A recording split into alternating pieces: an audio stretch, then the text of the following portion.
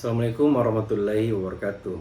Perkenalkan, saya Surya Kelana Basri SMM, dosen pada Sekolah Tinggi Ilmu Ekonomi Tridharma Nusantara Makassar.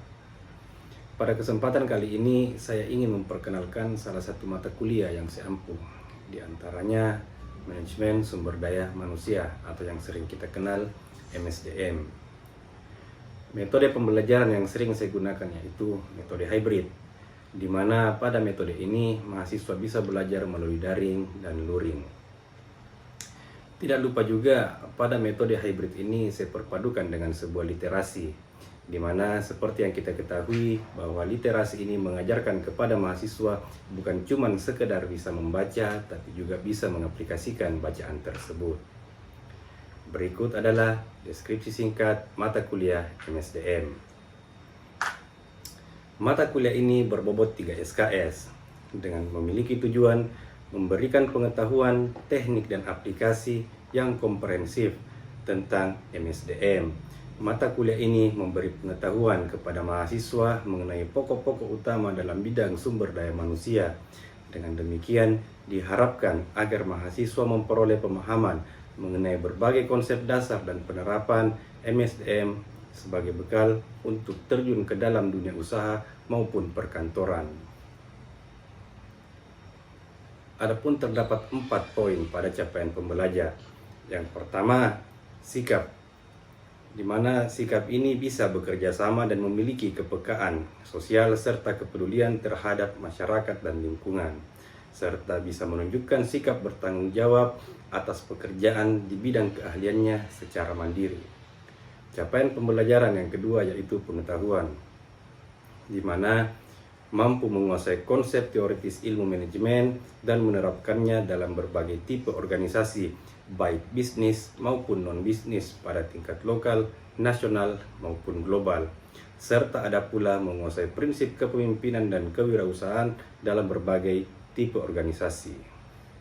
Capaian pembelajaran yang ketiga yaitu keterampilan umum, di mana mahasiswa mampu mengkaji implikasi pengembangan atau implementasi ilmu pengetahuan teknologi, menerapkan nilai humaniora sesuai dengan keahliannya berdasarkan kaidah, tata cara, dan etika ilmiah dalam rangka menghasilkan solusi, gagasan, desain, ataupun kritik seni.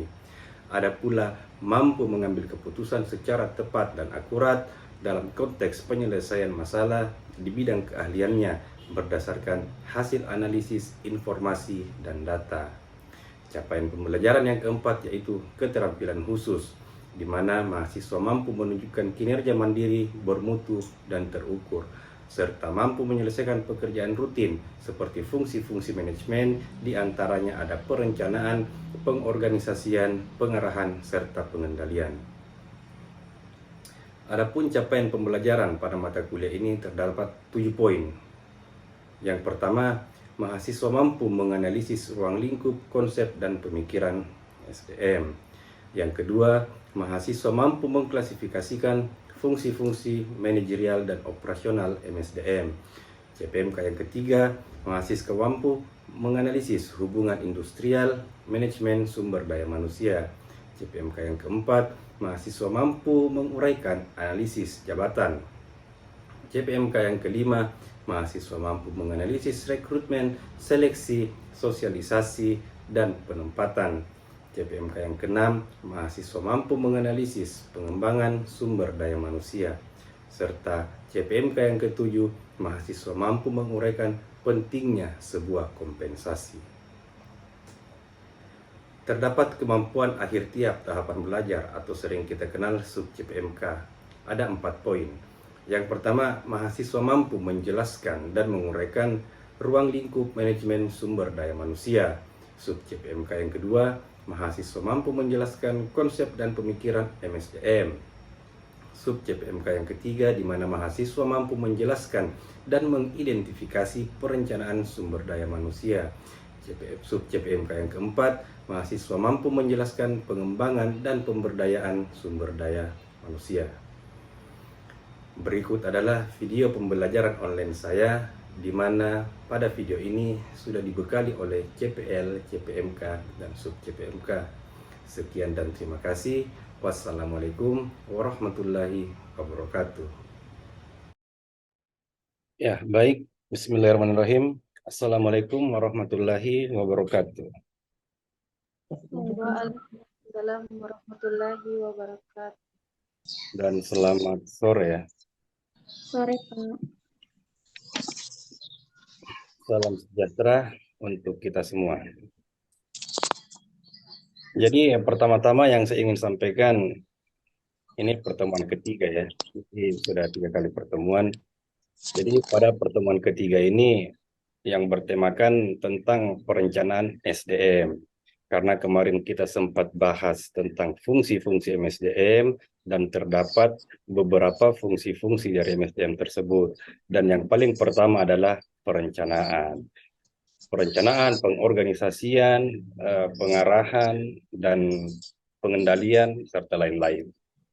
Oke, baik. Sebelum kita memulai materi, alangkah lebih baiknya mari kita berdoa sesuai agama dan kepercayaan masing-masing. Doa dimulai.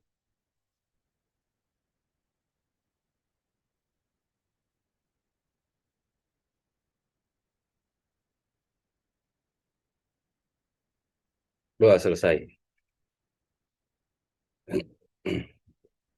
Ya, baik kepada adik-adik sekalian. Jadi tolong diperhatikan ya. Saya ingin share dulu.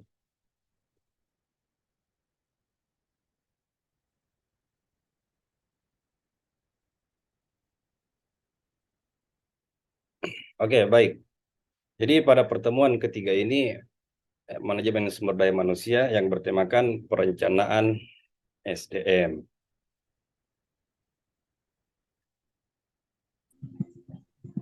Jadi pada dasarnya tujuan pembelajaran kita untuk perencanaan sumber daya manusia itu sendiri sebenarnya ini sub-sub pokok bahasan pada materi kali ini.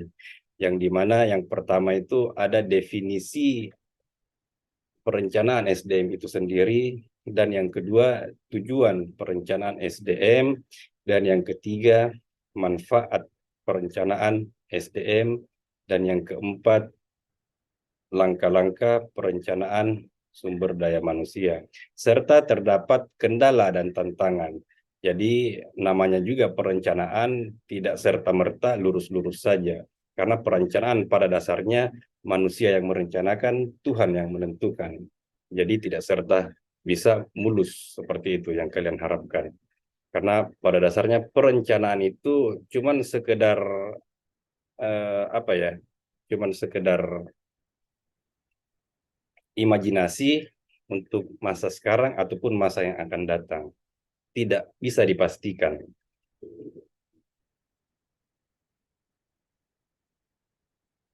Ya, baik. Sebelumnya kita harus pahami dulu ya, sebenarnya human resource atau human resource planning itu apa sih? Jadi di satu sisi perencanaan sumber daya manusia itu terbagi. Jadi kita artikan satu-satu dulu sebuah perencanaan. Nah, perencanaan ini adalah kita bisa artikan bahwa perencanaan adalah suatu proses menentukan apa yang ingin dicapai. Jadi ada seorang manusia ingin mencapai tujuan dalam langkahnya seperti perusahaan, di mana ketika perusahaan ingin mencapai tujuan tersebut, dia harus mempunyai planning dulu atau merencanakan sesuatu untuk masa sekarang ataupun masa yang akan datang. Karena pada dasarnya kita hidup di 3 masa sekarang. Tapi yang cuma bisa kita rencanakan yaitu cuma 2 masa, di mana masa sekarang dan masa yang akan datang. Terus kalau kita bahas kembali human resource atau sumber daya manusia itu sebenarnya apa sih sumber daya manusia itu? Jadi manusia yang mempunyai sumber daya itu diantaranya dia memiliki daya pikir dan daya fisik. Nah, daya pikir itu perilaku dan sifatnya ditentukan oleh keturunan dan lingkungannya. Jadi seperti itu. Jadi kalau kita kenal daya pikir itu ada dinamakan namanya IQ. IQ itu kecerdasan seseorang yang dia bawa dari lahir. Sedangkan daya fisik kemampuan manusia untuk mengendalikan emosinya dalam bersosialisasi. Jadi di mana sosok manusia harus juga bisa mengendalikan emosinya. Nah, dari SDM ini sebenarnya terdapat ada dua. Yang pertama secara makro dan secara mikro, atau dari skala besar ataupun skala kecil. Ketika kita berbicara tentang skala besar, di mana skala besar itu penduduk yang secara keseluruhan yang bekerja secara produktif di wilayah tertentu. Wilayah tertentu itu contohnya Makassar atau seperti negara kita Indonesia. Sedangkan berbicara tentang mikronya atau kecilnya, di mana seseorang yang bekerja pada perusahaan atau instansi tertentu saja. Jadi seperti itu. Jadi kalau pada dasarnya sebenarnya SDM itu penting ya, bukan cuma sekedar modal atau teknologi bagi perusahaan. SDM juga itu hal yang sangat krusial bagi perusahaan, atau bisa dikatakan sesuatu yang penting. Karena tanpa SDM, perusahaan itu tidak bakalan bisa berjalan, apalagi mencapai tujuan. Jadi ketika perusahaan cuma mengandalkan teknologi dan modal tanpa SDM, perusahaan tidak bisa berjalan. Jadi SDM itu salah satunya hal yang paling krusial atau salah satu hal yang paling penting pada perusahaan untuk mencapai tujuan.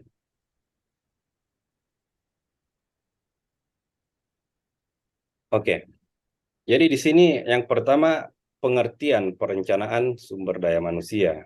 Di sini ada dua. Yang pertama, perencanaan sumber daya manusia atau human resource planning merupakan kegiatan pendahulu dari semua kegiatan manajemen sumber daya manusia, memegang peran dan fungsi penting dalam menentukan perusahaan.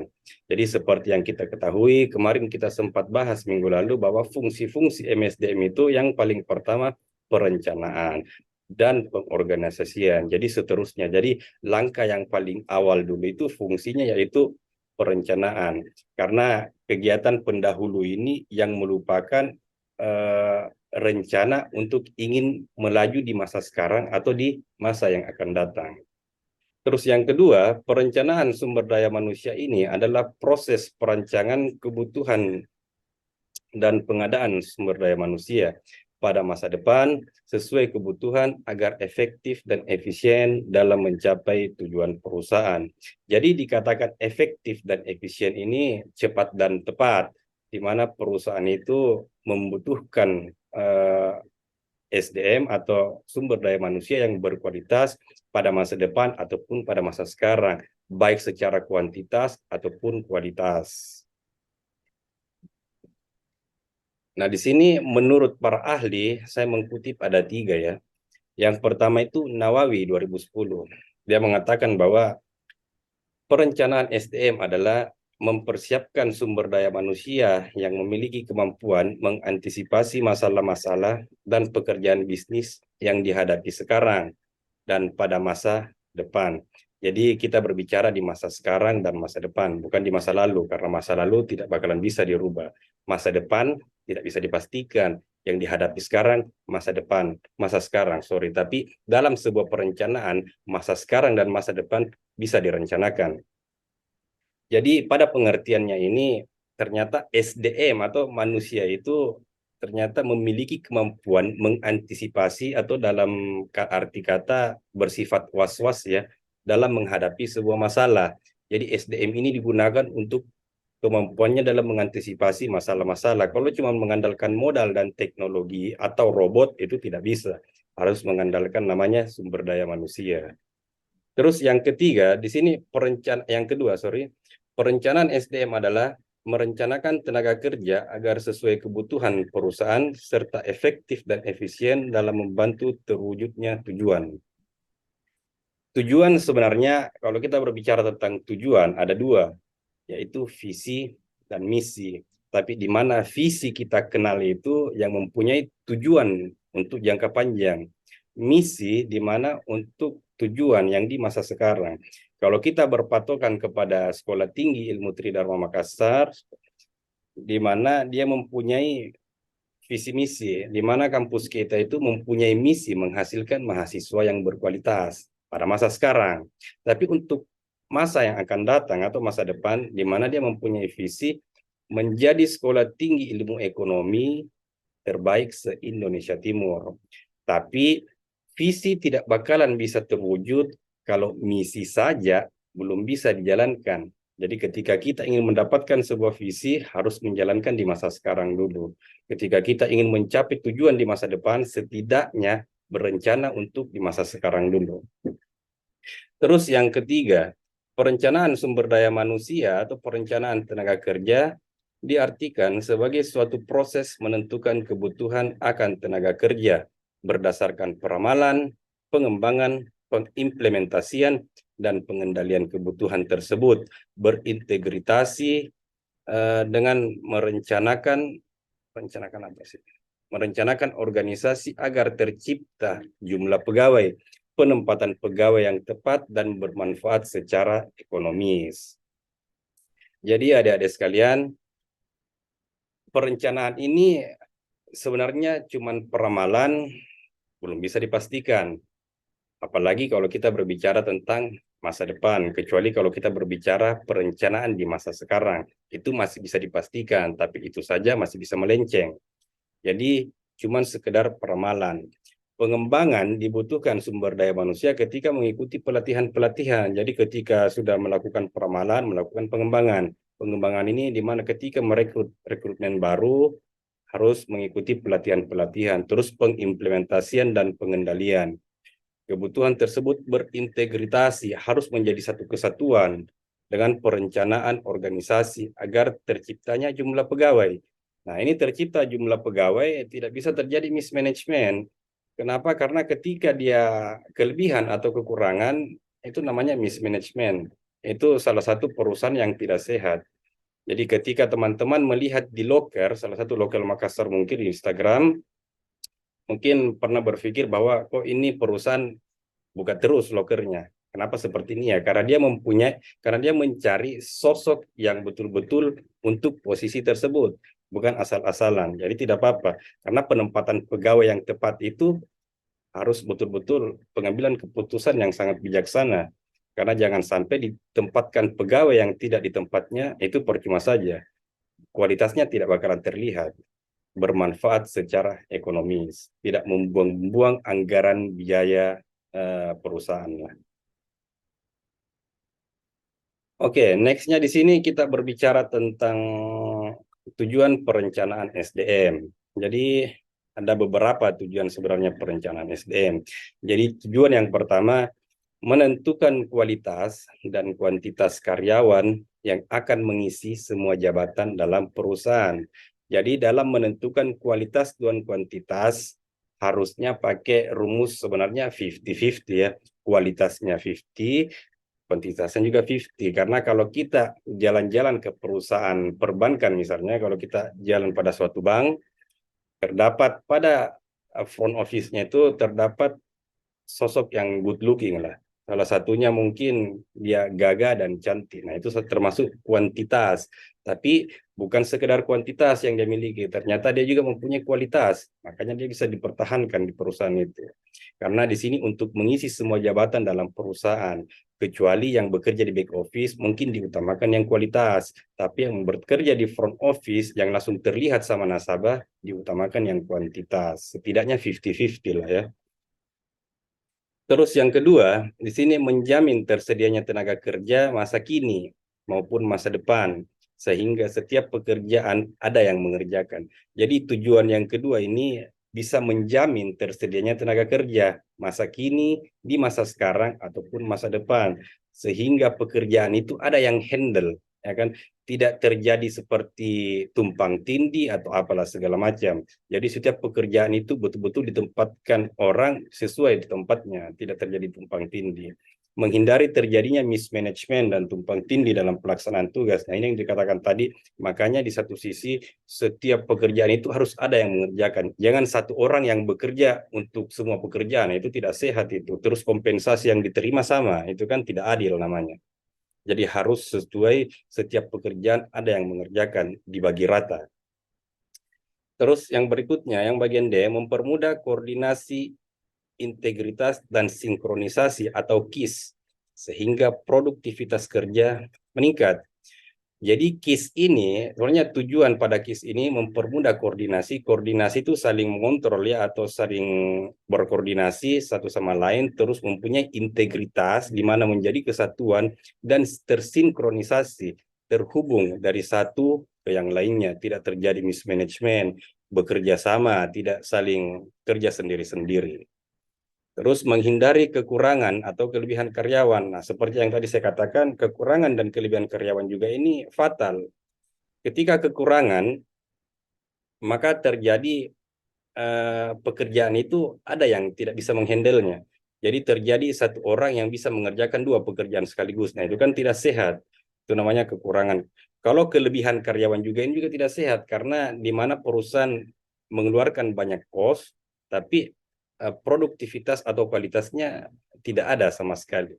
Jadi dia harus menghindari tujuan pada perencanaan SDM ini yang kelima ini, dia harus menghindari kekurangan dan kelebihan karyawan tersebut.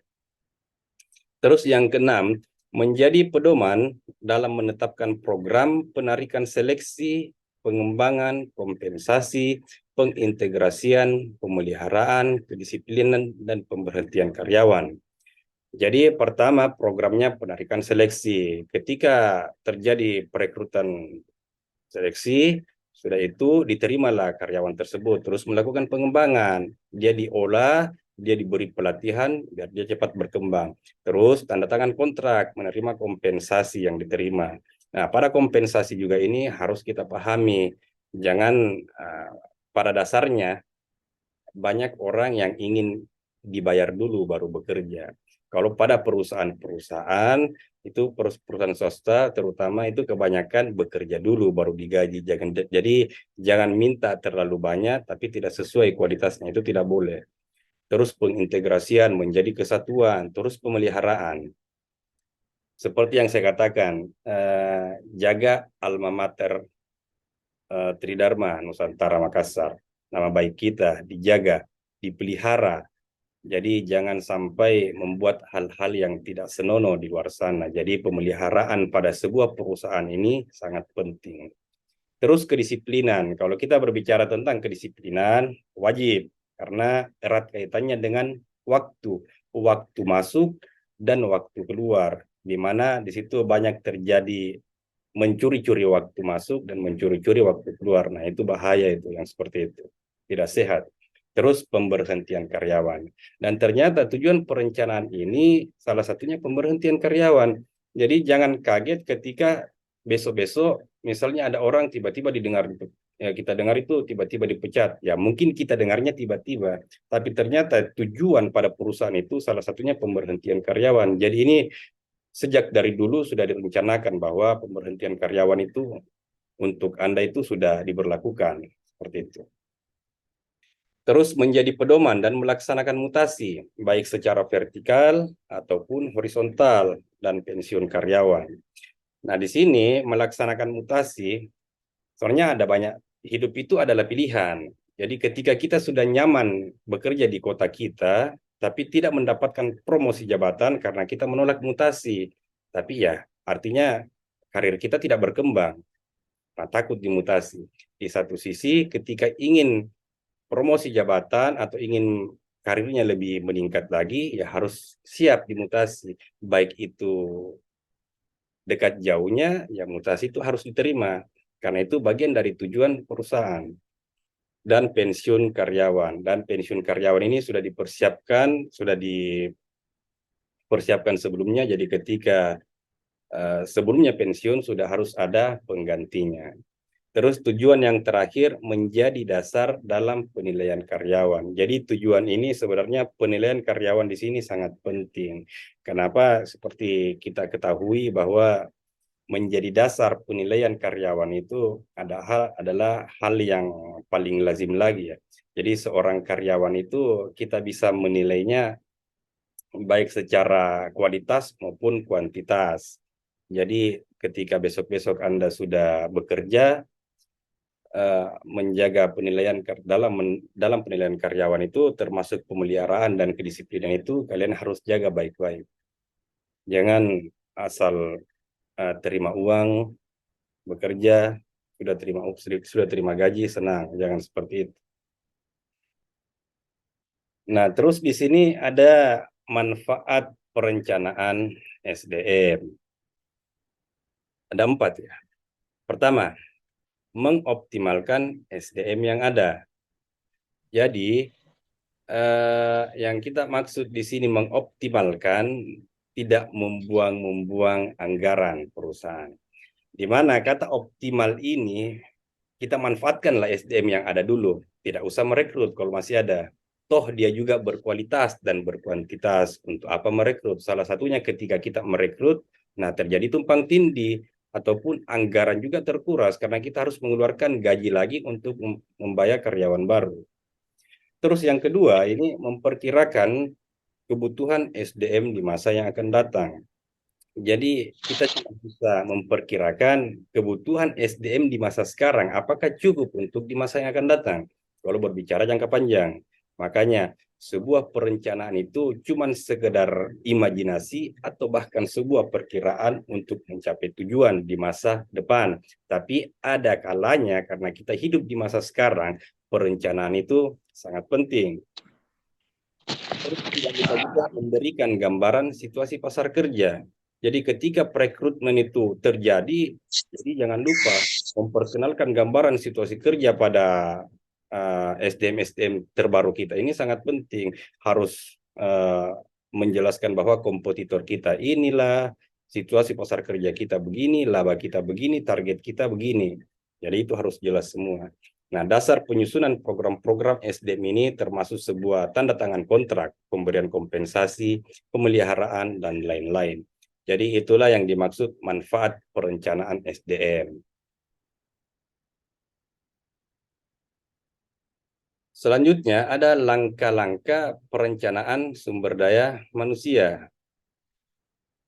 Nah, yang pertama di sini menghimpun serta mengelola data dan informasi sumber daya manusia yang dimiliki perusahaan untuk memperjelas kondisinya saat sekarang dari segi kuantitas maupun kualitas.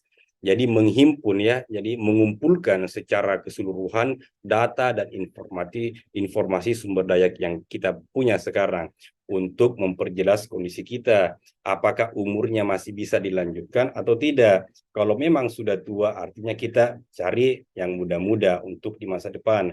Karena kalau bagi saya, ketika perusahaan membutuhkan yang berpengalaman, artinya dia ingin berkembang untuk masa sekarang. Tapi ketika dia membutuhkan yang muda-muda di satu sisi seperti fresh graduate, artinya dia membutuhkan untuk jangka panjang atau masa depan. Terus yang kedua, memprediksi kekurangan sumber daya manusia dengan cara membandingkan sumber daya manusia untuk melaksanakan operasional bisnis saat sekarang dan masa mendatang. Jadi lagi-lagi di sini cuma memprediksi kekurangan sumber daya manusia. Jadi ini manusia ini cuma bisa dipakai sebagai prediksi dan perbandingan sumber daya manusia lainnya dalam pelaksanaan operasional bisnis pada sebuah perusahaan, baik di masa sekarang maupun di masa yang akan datang. Yang ketiga ini controlling. Controlling ini kesesuaian kuantitas dan kualitas sumber daya manusia dengan perencanaan bisnis agar tujuan strategis dan visi perusahaan dapat dicapai. Ya, sorry ya, harusnya di sini misi dan visi perusahaan.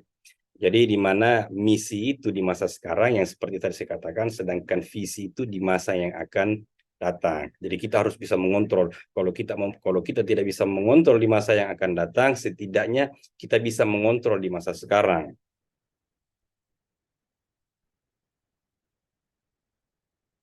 Oke, lanjut ya. Jadi ini ada kendala perencanaan SDM. Seperti yang saya bilang bahwa sebuah perencana itu manusia cuma bisa merencanakan dan Tuhanlah yang menentukan. Makanya terdapat kendala-kendala seperti ini. Yang pertama, eh, standar kemampuan sumber daya manusia itu sendiri. Jadi kayak begini ya, adik-adik sekalian, standar kemampuan ini kita artikan banyak perusahaan yang menginginkan SDM itu yang di atas standar lah. Itu ibarat kata seperti itu. Mungkin teman-teman pernah mendengar kata-kata kayak begini. Uh, Tuhan itu tidak pernah memberikan beban kepada manusia sesuai kapasitasnya. Kalau dosen bagaimana? Kan biasanya seperti itu. Ada dulunya seperti itu. Tapi makanya kita harus tahu bahwa standar kemampuan sumber daya manusia itu ya dasarnya karena manusia. Seperti kendala nomor 2. Manusia adalah makhluk hidup. Di mana banyak perusahaan di luar sana mempekerjakan manusia atau tidak memanusiakan manusia. Di mana dia seakan-akan mempekerjakan robot lah atau teknologi. Sedangkan ini manusia adalah makhluk hidup. Dia bisa capek, dia bisa lemas, bahkan dia bisa mengeluh, dan dia bisa jatuh sakit.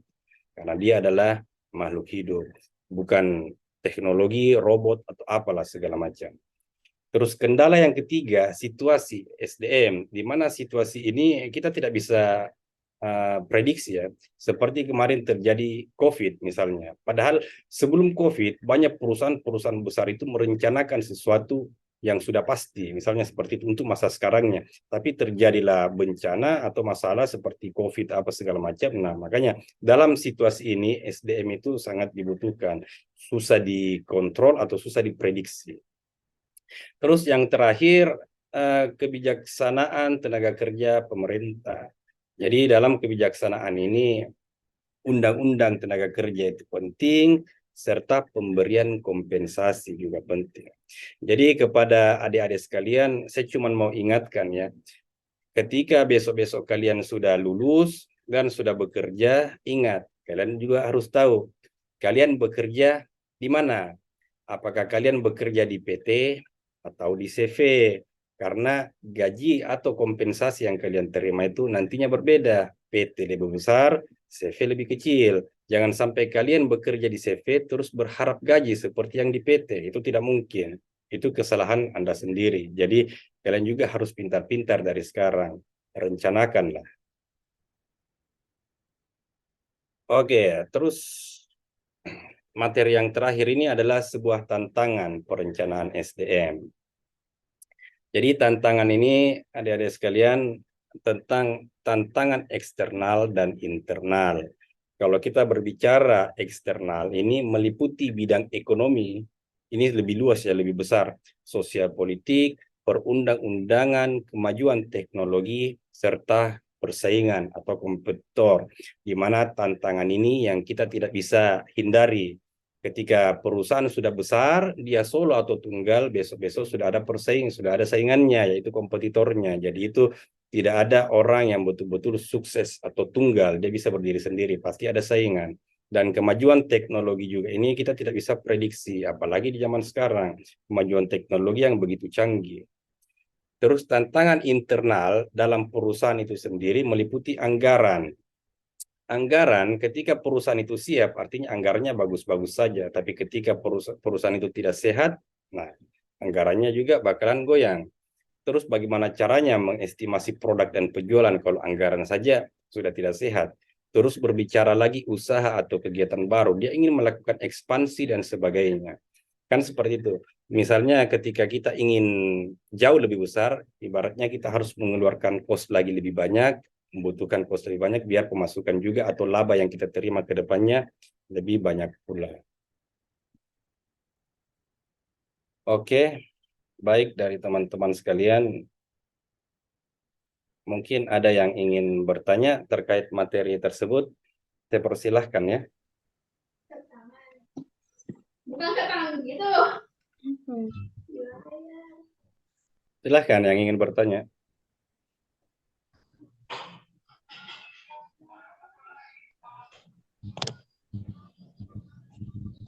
Ada? Iya, Astrid, silakan Astrid.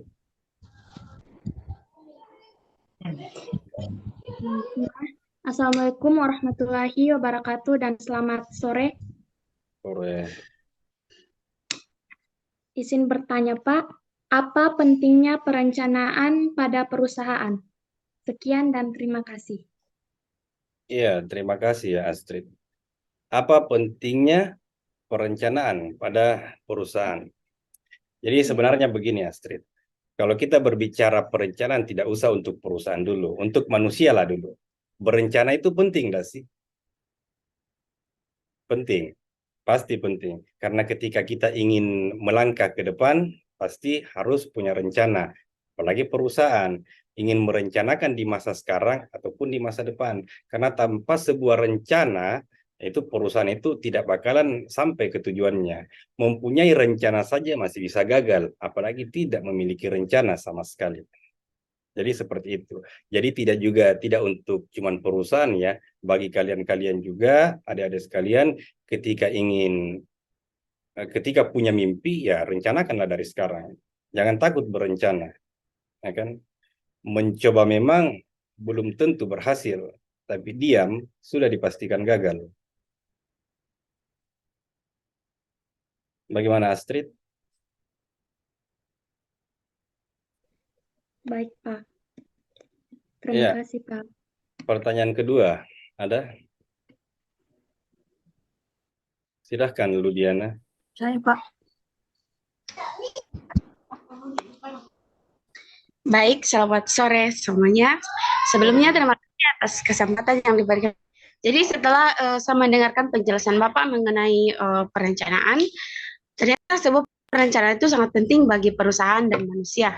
Nah, pertanyaan saya Pak, bagaimana jika tidak ada perencanaan pada sebuah perusahaan? Kira-kira apa yang akan terjadi? Oke, terima kasih ya Ludiana. Jadi bagaimana ketika tidak adanya perencanaan bagi perusahaan? Jadi saya kasih contoh dulu ya. Jadi misalnya perusahaan yang top-top global itu ketika dia berada di atas saja masih memiliki strategi untuk bisa bersaing dengan para kompetitor.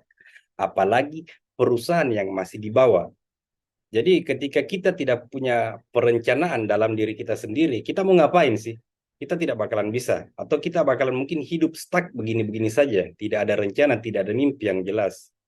Misalnya kayak saya punya mimpi menjadi presiden. Apakah itu salah? Tidak. Ekspektasi ya, hayalan iya. Tapi ketika saya susun rencana dari sekarang untuk mencapai masa depan, tidak ada yang salah. Tapi ketika kita tidak punya rencana sama sekali, bagaimana caranya kita mau melangkah? Untuk melangkah saja susah.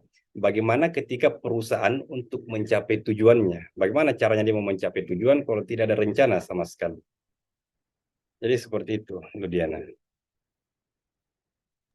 Baik, terima kasih Pak. Oke, masih ada yang ingin bertanya?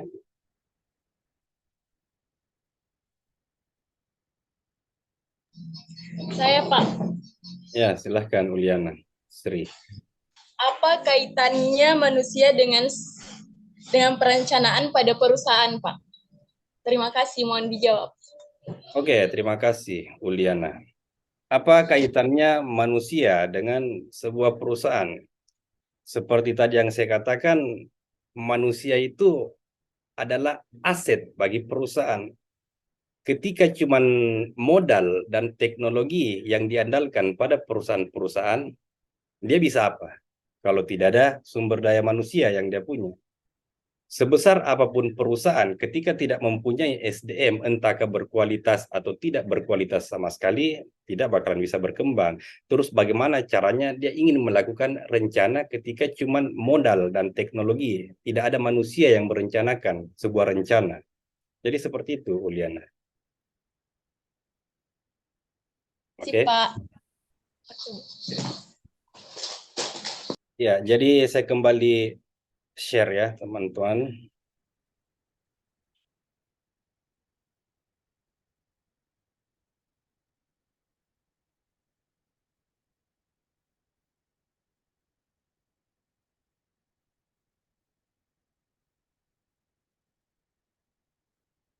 Ya, jadi ini ada tugas untuk kalian. Seperti biasa kalau kelas online, tugasnya juga online ya. Kalau kelasnya offline, tugasnya juga langsung dikumpul di kampus. Jadi silahkan membuat resume terkait materi ini atau materi barusan dan membuat perencanaan Anda dalam waktu yang singkat. Apa sih sebenarnya rencana Anda dalam waktu yang singkat? Entah kamu membuat perencanaan dalam masa yang akan datang atau dalam waktu yang singkat. Terus bisa diakses pada Google Classroom masing-masing, serta perhatikan petunjuk soal yang ada. Oke, jadi tugas, ya. Jadi ini ada pesan ya dari Mbak Nana, saatnya berbuat dan berkarya. Susun rencana sekarang juga dan mulailah secepatnya. Jadi kalau ada lagi yang bertanya, Pak, bisnis yang bagus dibuka itu apa? Ya, bisnis yang dibuka, jangan yang dipertanyakan terus.